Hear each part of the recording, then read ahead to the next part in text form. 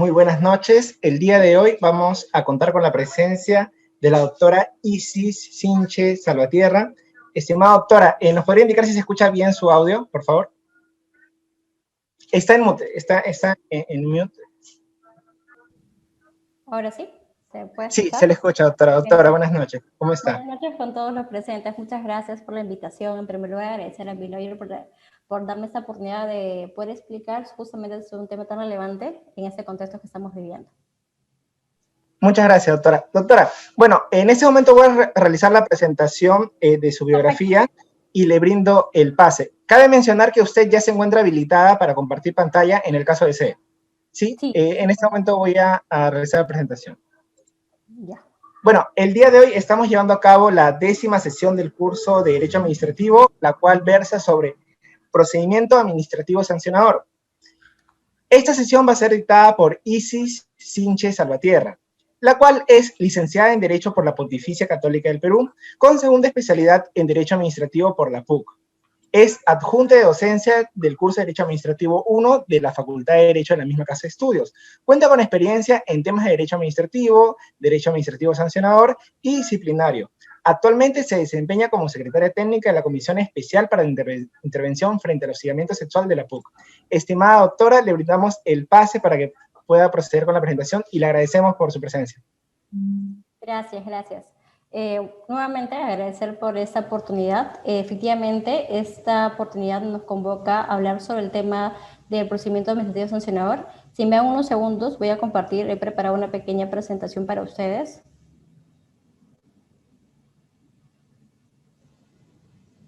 ¿Me pueden confirmar si se logra ver? Sí se ve, doctora. Sí se ve el PPT, sí. Ya, genial. Bien, perdón. Como les comentaba, efectivamente, para poder entender lo que comprende el procedimiento administrativo sancionador, tenemos que, como primer punto, entender qué consiste la potestad sancionadora en la administración pública y seguidamente vamos a abordar cuáles son los principios fundamentales que rige este procedimiento, ¿no? Como vemos ahí, los más relevantes: legalidad, debido procedimiento, razonabilidad, tipicidad, presunción de licitud, no bis in idem, entre otros, que pasaremos a detallar. Como tercer punto tenemos cuál es el procedimiento sancionador regular y las garantías estructurales. Esto contempla la estabilidad de competencia y esta división entre fase instructiva y sancionadora que está prevista en la norma.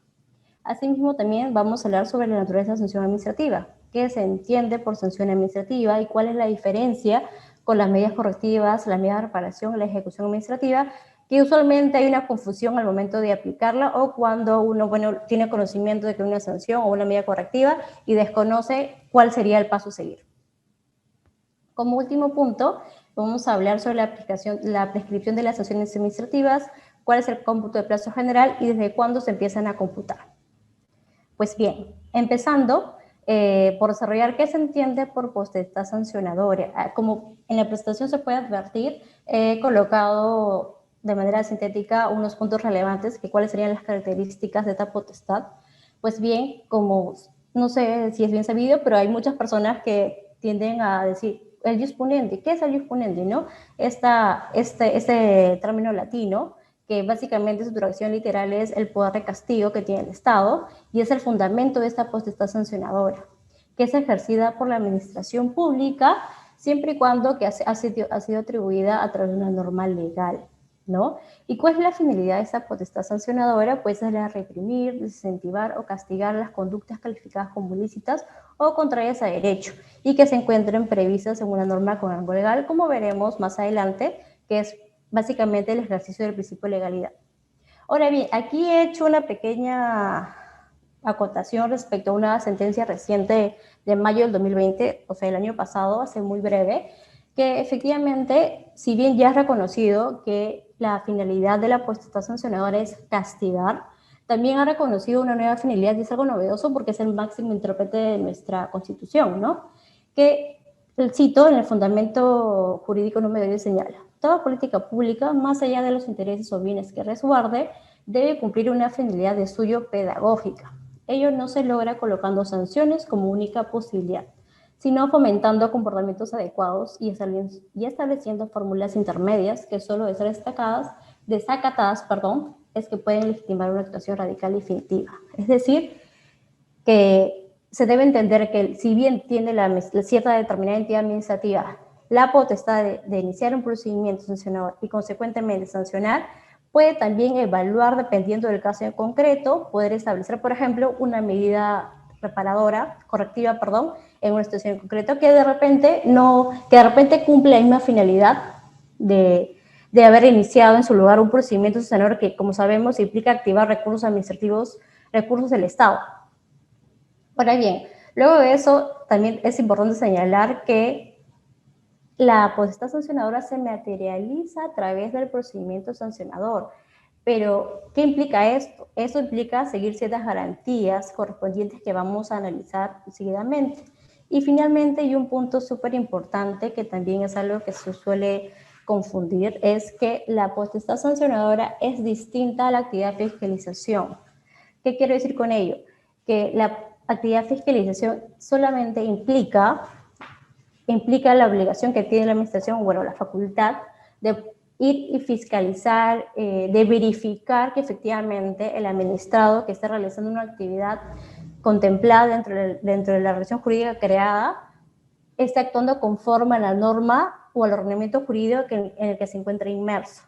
Es decir, si es que la administración a través de sus fiscalizadores observa y corrobora que efectivamente la actividad se encuentra conforme a derecho, pues no habrá ninguna medida adicional más que la elevación de un acta donde verificará que sí se encuentra conforme y más nada, ¿no? Entonces, sin embargo, ¿qué pasa cuando efectivamente advierte que el administrado habría incurrido en una infracción?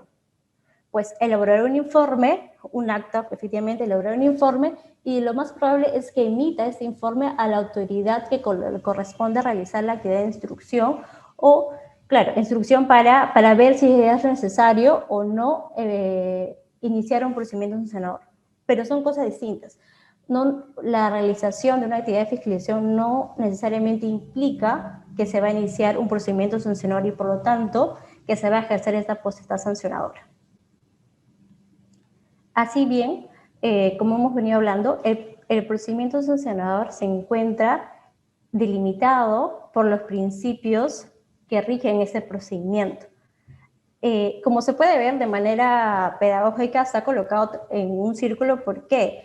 Porque lo que exige nuestro ordenamiento jurídico es que estos principios sean cumplidos a manera de garantía, una doble garantía. Por un lado, la garantía de cara al administrado, para que se respeten sus derechos fundamentales, como puede ser el derecho a contradicción, el de ser escuchado o presentar pruebas, ¿no? Tenemos en legalidad también un administrado que de pronto puede decir, en mi imputación de cargo me dices que he cometido tal conducta, sin embargo no encuentro cuál es la base legal. O sea, ¿qué norma estaría yo transgrediendo? ¿O por qué se constituye una infracción? Entonces, lo que exige como garantía es, por ese lado, que se cumplan estos requisitos para que el administrado no se encuentre afectado. Y por otro lado, a su vez, como otra cara de la moneda, implica que delimita la potestad sancionadora que puede ejercer la administración. Por más que tenga atribuida la potestad sancionadora de la autoridad administrativa, no la hace de manera estricta, no la utiliza de manera, digamos, arbitraria, sino que debe respetar estos principios, sobre todo los que resulten aplicar al caso en concreto. Bien, a continuación voy a explicar cada uno de ellos. Como podemos ver, uno de los más importantes es el principio de legalidad, que implica que con rango de ley, o sea, no con cualquier norma, sino con una norma con rango de ley, se atribuya esta potestad a la entidad competente. No puede ser por una norma de rango reglamentario, tiene que ser por una norma de rango de ley. Y a su vez, tiene que establecerse cuáles serían las consecuencias jurídicas. Esto implica que la ley sea escrita, prueba a la comisión. Eso quiere decir que no es que me puedan iniciar un procedimiento sancionador con una norma que pueda surgir de acá a un mes o 2 meses, ¿no? Más aún, por ejemplo, ISIS incurrió en una falta hoy, 11 de febrero, y la administración lo advierte en junio, pero justo en el lapso se publica una ley que dice esa conducta tal constituye una infracción. Pues no, se me va a valorar como en fotografía, en el momento en que se habría ocurrido una infracción, cuál es la norma legal que se encuentra vigente y si esa efectivamente señala que esa conducta en específico constituye una infracción o no. Por eso es escrita, previa y cierta. Este principio de legalidad está estrictamente ligado con el principio de tipicidad, el cual establece que las infracciones, así como la consecuencia jurídica, también tienen esta norma de ley, pero aquí hay una exigencia adicional, que es la taxatividad. ¿Qué quiere decir esto? Como es claro, implica que a una simple lectura sencilla uno puede advertir que una cierta conducta podría ser calificada como una infracción. Lo que busca es evitar justamente estos términos complicados que suelen existir, sobre todo en algunos ordenamientos jurídicos especiales, como pueden ser los organismos reguladores, que si bien, claro, efectivamente ahí por lo general existe pues todo, digamos, especialistas en derecho que tienen que hacer regulaciones, pero digamos, para el administrativo, para el administrador en general, debe una simple lectura poder entender cuál es la conducta, o sea, si yo realizo la conducta A, estoy sujeto o pasible de ser sancionado. Eso implica la taxatividad. Y sí, en este caso, sí advierte una colaboración reglamentaria. Quiere decir que la norma diga, la conducta tal constituye una infracción de manera, pues, ¿no? Si, por ejemplo, no sé, ir a tal cantidad de kilómetros de velocidad constituye una infracción. Es clarísimo, cualquier persona puede entender efectivamente, yo sobrepaso ese límite permitido, ya estoy incurriendo en una infracción. Entonces, a eso va con la taxatividad, que sea clara y que sea entendible y que la norma reglamentaria no la reemplace, sino que la puede desarrollar como tal, pero no reemplazar. Luego, tenemos el principio de debido procedimiento, que este principio, como lo mencioné, justamente implica que cualquier sanción que se me ponga debe ser producto de haber seguido un debido procedimiento para garantizar que se me hayan respetado mis derechos y que la autoridad también haya ejercido su potestad sancionadora conforme a derecho. Y a su vez exige también una separación en fases, ¿no?, de autoridades. Por un lado, la fase instructora, que tiene una autoridad instructora independiente de la autoridad sancionadora, que sería la segunda fase, que veremos más adelante en un cuadrito, y que le voy a mostrar sobre el procedimiento, justamente para evitar la parcialidad, ¿no? Ahora bien, tenemos también el principio de razonabilidad, que habla sobre los criterios que va a evaluar la autoridad sancionadora cuando decide imponer la sanción, ¿no? Está previsto en el 248, artículo 48, numeral 3, hay una suerte de criterios, por ejemplo, el beneficio ilícito que le resulta de la comisión de la infracción, tenemos la gravedad del daño que pueda conllevar esa infracción también, el perjuicio económico y entre otros. Entonces, en cada caso concreto, la autoridad sancionadora va a tener que evaluar cuáles concurren, cuáles no y de qué manera para sustentar y motivar por qué está determinando una sanción en específico. Porque en muchos casos, en lo clásico es tener pues la sanción pecuniaria, ¿no? Que hay un rango de 10 UT a 100 UT, por ejemplo. ¿Por qué coloco 10? ¿Por qué coloco el mínimo? ¿Por qué coloco el máximo? Y eso implica analizar estos criterios para ver la proporcionalidad entre la infracción y la sanción que se le va a imponer. Ahora tenemos el principio de irretroactividad, que implica aplicación de la norma en el tiempo, la eficacia inmediata de la ley, como ya mencioné, y pues como excepción está previsto la retroactividad benigna, al igual que en el caso del derecho penal. Solo en esos supuestos se implica aplicar de forma retroactiva la norma. Luego, seguidamente, tenemos el concurso de infracciones, lo cual implica que si una conducta constituye más de una infracción, pues se va a aplicar la sanción mayor, ¿no? El principio de casualidad es la persona que consiste en que la persona que comete la infracción, pues es la persona la cual es responsable y está sujeto a ser sancionado. Es así de sencillo. Luego tenemos también la presunción de ilicitud, que es semejante a lo que se reconoce como la presunción de inocencia en el derecho penal, ¿no? Que implica pues que se entiende que la administración actúa conforme, que el administrado actúa conforme a derecho y pues todos los documentos que presentan también, salvo que luego de este procedimiento se advierta y se concluya que pues no fue así y que efectivamente incurre en una infracción. Luego tenemos también la culpabilidad. Como regla en nuestro ordenamiento está previsto la responsabilidad subjetiva y va a determinar de la aplicación del análisis de caso por caso para determinar efectivamente cómo surgió, ¿no? Y finalmente tenemos el non bis in idem, que implica que tenemos que analizar cuando tenemos una misma conducta infractora, que posiblemente pueda estar inmerso o puede ser considerado como sancionable o sujeto de sanción en dos ordenamientos, tendríamos que lo más clásico, ¿no? En la vía administrativa y en la vía penal, ¿no? Y tendríamos que para ese supuesto evaluar la triple identidad, ¿no? Si se trata sobre los mismos, si versa sobre los mismos hechos, si es el mismo sujeto que realizó la conducta, y sobre todo y más importante, que es por el, digamos, por el extremo en el que se debe evaluar el fundamento. Si es el mismo interés jurídico, si es el mismo, si es el mismo interés jurídico o si el mismo jurídico, por ejemplo, en el caso del derecho penal, o si es los mismos intereses que están siendo tutelados en ambos ordenamientos jurídicos. De encontrarse la triple identidad, pues efectivamente sí estaríamos vulnerando este principio. A ver, un segundo. Sí. Bien, aquí tenemos, de manera de esquema, el procedimiento sancionador. Como podemos ver, esta estructura es básicamente, constituye una garantía, ¿no? Que es la materialización del principio del debido procedimiento, que exige que haya una división entre fase instructora y fase sancionadora. Pero no obstante, aquí hay que acotar también que existe una investigación preliminar. ¿Qué quiere decir esto? Que la autoridad puede hacer actuaciones de indagación para advertir si hay indicios razonables que hagan posible activar esta potestad sancionadora. Repito, el ejercer esta sanción efectivamente es parte de una obligación, para algunos autores implica es una obligación de la autoridad, pero implica también pues desplegar estos recursos con los que cuenta la administración, que a veces pueden ser muy limitados. Entonces, principalmente se analiza si es que existen los elementos razonables para iniciar y efectivamente se da inicio. ¿Y cómo se da inicio a un procedimiento sancionador?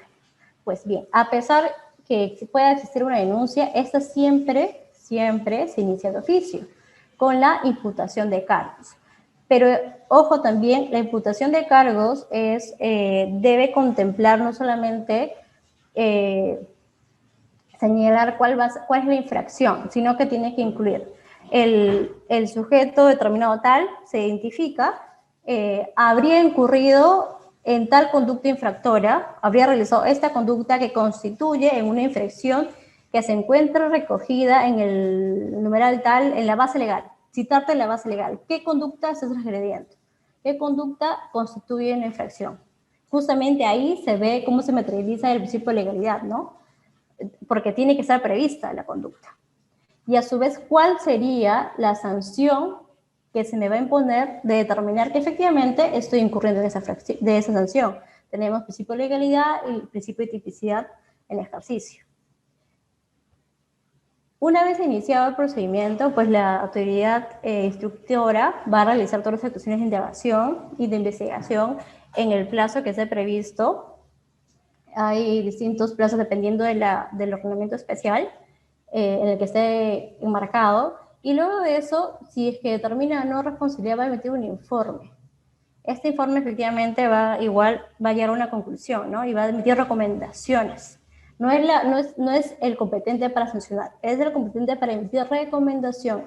En base a toda la indagación que ha realizado, todas las actuaciones que ha realizado, va a señalar que efectivamente, por ejemplo, si por los elementos probatorios que tenemos A, B, C, consideramos que se recomienda sancionar al sujeto porque efectivamente habría realizado la conducta infractora tipificada en tal ordenamiento y le corresponde una sanción tal, digamos, ¿no? Entonces, ya la autoridad sancionadora inclusive puede realizar, si no le queda claro o de repente por oportunidad del tiempo, el administrado no pudo presentar alguna otro documento de información, si es posible que la autoridad sancionadora lo valore y puede emitir el mismo criterio, incluso, usualmente es el mismo criterio, pero puede apartarse, ¿no? Y decir, efectivamente, si se corrobora que concurrió, que ha cometido esa infracción, y pues bien, procedo a hacer el ejercicio de graduación de la sanción, ¿no? Que es la materialización del principio de razonabilidad que le estaba comentando.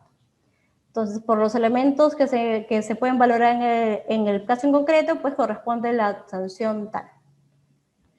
Una vez emitido este acto administrativo que constituye la resolución de sanción, pues bien, el administrado tiene el derecho de contradicción y podrá, si de no estar de acuerdo, pues ejercerlo e interponer un recurso, ¿no? Un recurso administrativo, dependiendo si hay doble instancia o no. Si hay doble instancia, recurso de apelación; si no, recurso de reconsideración, ¿no? Que es un poco lo que se ve aquí, y ya luego de ello se ejecutará la sanción. Si es que no se interpone el recurso administrativo, pues se consiente, si se vence el plazo, se consiente este acto administrativo y se procede a la ejecución de la sanción. Aquí es importante también tener en cuenta unos plazos, los plazos de prescripción. Tenemos dos plazos de prescripción.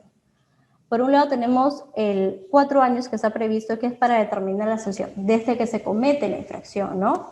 Este plazo se interrumpe con el inicio del procedimiento, del PAS más conocido, y bueno, y se reanuda con la inactividad administrativa por más de 25 días. Eso quiere decir que si responsabilidad del administrado, si la administración no realiza ninguna actuación en un plazo posterior a 25 días, pues se vuelve a contabilizar este plazo, ¿no? Va sumando. Y el caso de la prescripción, de la segundo plazo de prescripción, es de 2 años para ejecutar la acción. Eso quiere decir desde que la resolución quede firme, que es como lo ya habíamos mencionado. Queda firme cuando no ha sido interpuesto ningún recurso administrativo luego de haberse emitido dentro del plazo, ¿no? Y tenemos también un tercer plazo, que es el plazo de caducidad, que afecta propiamente al procedimiento. Quiere decir que la administración no es que puede sancionarte o puede estar persiguiéndote con el procedimiento por la eternidad, no. También tiene, como parte de una garantía para el administrado, tiene un límite en el plazo, ¿no? Y este es 9 meses como regla, pero dependiendo de las circunstancias del caso, podrá la administración solicitar que se le amplíe, pero como máximo a 3 meses adicionales, es decir, 1 año. Ese es el plazo de caducidad que se contabiliza desde el inicio del procedimiento sancionador. Bien, continuamos. Luego, como punto número 4, tenemos qué se entiende por sanción administrativa, y luego hablaremos cuál es la diferencia con las medidas correctivas, las medidas de reparación y ejecución, ¿no? La sanción administrativa, como definición, y creo que para todos es, creo que cada vez que iniciamos el curso en la facultad, ¿qué entiendes por sanción? Multa, ¿no? Es lo más clásico que los alumnos dicen, no, me van a poner una multa, voy a pagar 10 UIT o 1 UIT, te empiezan a comentar, ¿no? Pero propiamente es una consecuencia jurídica, no solo es una multa, la multa es una sanción pecuniaria, pero en definición es una consecuencia jurídica que está establecida por legislador, es decir, en ejercicio del poder legislativo. Eso no lo establece la administración pública, sino los congresistas de la República. Es por eso que se exige que a través de una norma legal de rango de ley estén previstas previamente. Y bueno, como la finalidad propia de la potestad sancionadora, la sanción administrativa es un castigo, una aflicción, un perjuicio para el administrado, ¿no? ¿Y cuáles son las particularidades que tenemos que resaltar? Que es no resarcitorio. También muchos se confunden, ¿no? Bueno, le vamos a poner una sanción y seguramente eso me corresponde, usualmente en el DICOPI, no, me corresponde. No. Es una sanción en la medida que has infringido una norma como castigo, ¿no? Pero no es que eso te corresponde, tiene calidad de indemnización. Indemnización se podrá solicitar en un proceso aparte, independiente, que es el contencioso administrativo posteriormente, ¿no? Luego tenemos que su principal característica es de disuadir a los particulares a futuros, o sea, digamos, al administrado, por ejemplo, que es sancionado, se entiende que se busca que disuada volver a incurrir en esa misma sanción, esos mismos ilícitos, ¿no? Por eso es que algunos autores sostienen que de la eficacia, digamos, no de la eficacia, ¿cómo decirlo? Del éxito, si es posible decirlo, de esta estructura formal es que efectivamente se coloquen los castigos correspondientes. Pero como hemos visto, la reciente sentencia del Tribunal Constitucional no necesariamente es así, ¿no? Porque ahora se entiende que se le exige también a la administración pública que haga una evaluación, ¿no? Y que ahora también actúe como una finalidad pedagógica, ¿no? Evaluar caso por caso qué corresponde, qué es más conveniente con los intereses generales. Recordemos que la administración pública está para garantizar los intereses generales de los administrados y en general, ¿no? Entonces es muy importante tener siempre presente cada actuación que rija la administración, recordar cuál es el interés general que se encuentre controvertido en ese caso particular. Y finalmente, como consecuencia, la sanción es una privación o limitación de derecho. Como señalé, no necesariamente implica pues un castigo monetario, ¿no? Y efectivamente es un acto de gravamen, ¿no? Porque puede imponer un deber o efectivamente también un deber pecuniario de otra naturaleza.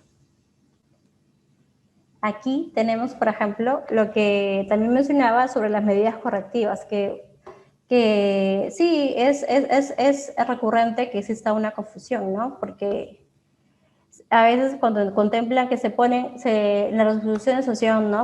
Se decide que el administrado efectivamente, se declara que efectivamente el administrado ha incurrido en tal infracción y por lo tanto le corresponde una sanción tal. Adicionalmente se resuelve, considerando, punto siguiente, que se establece como medida correctiva, pues, no sé, una acción específica. Y algunos interponen pues recursos diciendo, pero ya me estás sancionando doble. No, no te estamos sancionando doble. Una cosa es la sanción propiamente, porque tú efectivamente has incurrido en una infracción y esa es la consecuencia ya prevista. Y otra es la medida correctiva, porque la medida correctiva tiene otra finalidad. La finalidad es reparar es reparadora, ¿no? Reparar y componer la situación jurídica alterada justamente por la infracción que ha cometido el infractor. Entonces, no es una finalidad represiva, no tiene finalidad castigadora, como sí es la sanción, ¿no? Luego tenemos las medidas provisionales o cautelares. Como toda medida cautelar, su finalidad pues, es asegurar la eficacia de la decisión final, y esto implica que incluso puede ser interpuesta previo o inicio a un procedimiento sancionador. Claro, solo que en esos supuestos está condicionado a que se inicie el sancionador, sino pues carecería de objeto, ¿no? Porque la finalidad es asegurar que la eficacia de la decisión final. O sea, eso quiere decir que va a haber una decisión final, ¿no? Lo cual me obligaría a que yo inicie un procedimiento y seguidamente determine o no una sanción. Una decisión final que implique sanción o no. Y finalmente tenemos también las medidas compulsorias que tienen por finalidad doblegar la voluntad del administrado. Pero ese administrado que no quiere cumplir con la sanción, ¿no? Que ya tiene una obligación ya, o sea, ya ha sido sancionado, tiene una obligación establecida a través de un acto administrativo, pero sin embargo no quiere acatar. Ahí es cuando se activa otro tipo de facultad, ¿no? Que es justamente que se ve materializada en esta medida compulsorias, que no son represivas tampoco, pero sino que permiten la eficacia de estos actos administrativos, que puede ser, por ejemplo, el inicio de una medida de ejecución forzosa, un procedimiento de ejecución forzosa, ¿no? Que no quiere pagar la multa, bueno, se inicia un procedimiento y se le implica una medida coercitiva. No es una sanción, ¿no? Propiamente, porque ya existe un acto administrativo que está estableciendo una sanción, sino que él no quiere cumplir y se le pone una sanción adicional, pero que no es una sanción propiamente, sino que es una medida compulsoria, tiene otra naturaleza. Finalmente, tenemos la prescripción de las sanciones administrativas. Ok, un segundo. Una pregunta. Ok, tenemos las prescripciones de las sanciones administrativas. Bueno, el plazo que está previsto en el TUL LPA es de 4 años, salvo que hay una ley especial que establezca otro plazo, pero es el plazo general. ¿Y cuándo se inicia a computar este plazo? ¿No? Se inicia a computar desde el momento de la comisión de la infracción. Pero aquí no está previsto en la norma, pero a nivel rutinario se ha desarrollado, ¿no? Que hay tipos de infracciones, ¿no? Las infracciones instantáneas, las instantáneas con efectos permanentes. Por ejemplo, en estos dos casos se computa desde el hecho que se cometió, ¿no? Desde el día que se cometió. Ahora, en el caso de infracciones continuadas, se computa desde el día que se realizó la última acción que constituye esa infracción continua, desde el último día.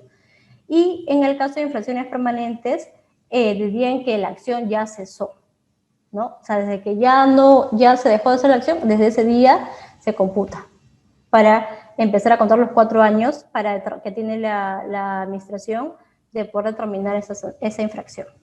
Luego tenemos los plazos de suspensión que, bueno, se mencionó en el cuadro anterior también, que son los 25 días, en el caso hay una inactividad por parte de la administración, ¿no? Luego, finalmente, tenemos carácter de parte. Los administrados plantean la prescripción efectivamente por una vía de defensa y la autoridad tiene la obligación de resolverla dentro de los plazos que estén previstos también de acuerdo a su marco sancionatorio que tenga previsto, ¿no? Y bueno, eso sería todo. No sé si tienen alguna duda. Creo que sí. No puedo ver, perdeme un segundo. No sé por qué no puedo ver las preguntas. Creo que tengo que dejar compartir, ¿verdad? Para poder ver las preguntas. Sí, en efecto, doctora.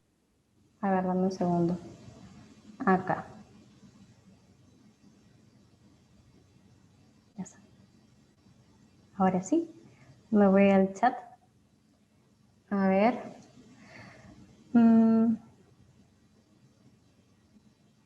A ver. La pregunta de Alegría. Brevemente, Alegría, buenas noches. Sí, a ver, es obligatorio que la autoridad administrativa realice antes de la imputación de cargos la actividad de fiscalización o es suficiente que impute los cargos únicamente con los medios probatorios proporcionados por el denunciante. Eso va a depender de caso en concreto, la verdad, porque a veces sí llegan denuncias con un acervo importante, o sea, digamos, tienen tanta documentación e información que incluso lo hace sencillo, se podría decir, ¿no? Porque sí, es tan evidente o digamos, los indicios son tan contundentes que efectivamente ya no necesitan, no salvo que podría decirse que la diligencia que sí correspondería es acreditar la veracidad de eso, ¿no? Digamos, corroborar si son ciertos, cuál es la fuente, por ejemplo, si son testimonios, contactarnos con esas personas que brindan los testimoniales y corroborar, ¿no? Efectivamente la identidad, que existe la persona, pero igual, digamos, sería necesaria cierta actividad previa de investigación, pero mínimo, va a depender siempre del caso en concreto. Luego, tenemos otra vez. Se puede solicitar la prescripción de una multa en el caso que la autoridad administrativa no ejecute el cobro de la multa interpuesta después de 2 años de su último pronunciamiento. Sí, 2 años depende de cuándo se contabiliza, ¿no? Porque desde que se quedó firme la resolución, no hubo recurso, dependiendo de eso. Sí, pero esa es la regla general es que 2 años, efectivamente.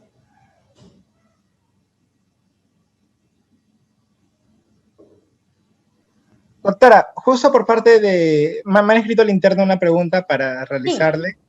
La pregunta es la siguiente. ¿Cuál es el impacto de la coyuntura actual en los procedimientos administrativos sancionadores por parte del Estado? ¿Cuál es el impacto? Bueno, en realidad ha habido varias etapas, ¿no? En un primer momento se sacó un paquete de normas en el que inclusive determinaban la suspensión de los plazos administrativos y a veces no se sabía si esto contemplaba los plazos prescriptorios o no. Hubo una especie de análisis previa también de discusión en la que decían, dependiendo de qué entiendes de naturaleza, un plazo procedimental o un plazo sustancial. Entonces, fue una primera etapa, luego hubo ya, por ejemplo, ahora no había una suspensión de plazos en los procedimientos, así que todo rige de forma regular, salvo que sí, definitivamente es indudable negar que en la medida como se están desarrollando las actividades en general, pues sí repercuten los plazos, ¿no? Por ejemplo, nosotros que vemos procedimientos disciplinarios en la universidad, pues todo se realiza remotamente. Y entonces ahí también surge el problema, ¿no? ¿Cuándo acuso recibo? No. Y nace esta pregunta de de la notificación a través de correo electrónico, ¿no? Y son cuestiones que, digamos, en un primer momento puedes decir, no es sencillo, no hay, digamos, mayor gravedad. No, pero sí hay gravedad, porque desde cuándo, digamos, notifico algo y si el administrador no acusa recibo, ¿desde cuándo contempla? ¿Desde cuándo se computa? Puede ejercer su derecho de defensa. O si yo notifico una resolución de una decisión final, que eso es donde indico que sí, efectivamente le corresponde una sanción. ¿Desde cuándo se computa el plazo para que el administrado pueda interponer su recurso de apelación? Entonces, es pro administrado, pro víctima. Entonces, sí surgen varios temas que en realidad sí se tienen que ir evaluando. Todavía creo que es parte de la nueva dinámica en la que nos encontramos, pero siempre creo yo que va a depender de los intereses generales que en el caso en concreto se encuentran en juego, ¿no? Por ejemplo, en el caso de hostigamiento sexual, efectivamente, es un campo que demanda adicionalmente del ejercicio propio del derecho, en este caso el derecho sancionador disciplinario, tutela de otros derechos fundamentales, ¿no? Como el de la dignidad de la persona y las víctimas. Y hay todo un marco jurídico adicional que también debe ser contemplado. Perfecto, doctora. En ese momento le voy a realizar otra pregunta. ¿Cuál considera que son los principios generales del procedimiento sancionador más importantes? Lo que pasa es que más importante en la medida que, como dije en un momento, son garantías mínimas. O sea, lo que establece el TURLPA son garantías mínimas que debe tener cualquier ordenamiento, así sea especial, ¿no? Porque a veces pues, se escudan en el tema de la especialidad para decir, mi ordenamiento es tal y por eso te puedo aplicar eximentes y bueno, la consecuencia lo determino yo cuando... No, pero en realidad creo yo que que todos son importantes porque justamente buscan buscan que la administración no actúe de forma discrecional, porque no es que un organismo regulador determinado puede decir, bueno, en mi ordenamiento jurídico yo considero por los intereses que yo tutelo que pueden ser estas digamos, las exigencias, y el otro regulador puede decir lo contrario. Se entiende que hay autonomía, sí, los organismos reguladores son autónomos, pero digamos, el marco jurídico mínimo que ya se ha establecido en una, digamos, norma legal es las garantías mínimas. Entonces, por tal, yo considero que en la medida que todos son importantes, deberían ser aplicados. Digo todos, en la medida del caso concreto, porque el 9 sin idem, pues no siempre está presente, ¿no? Hay casos particulares, pero debido procedimiento, legalidad, tipicidad, razonabilidad, cuando uno ya impone una sanción, o sea, tienes que tienes que obligatoriamente hacer ese ejercicio de graduación de la sanción, justificar, motivar, porque la sanción, más allá de que sea pecuniaria, no, es un acto de gravamen, ¿no? Entonces no es cualquier actuación de la administración.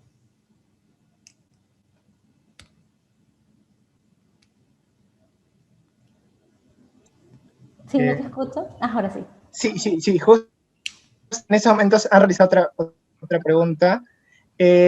Estimado Daniel Caballero, sí, en este momento estoy activo para que puedas realizar tu pregunta.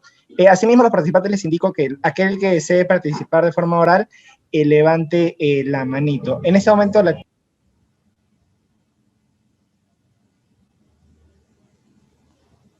Buenas noches, ¿me escucha?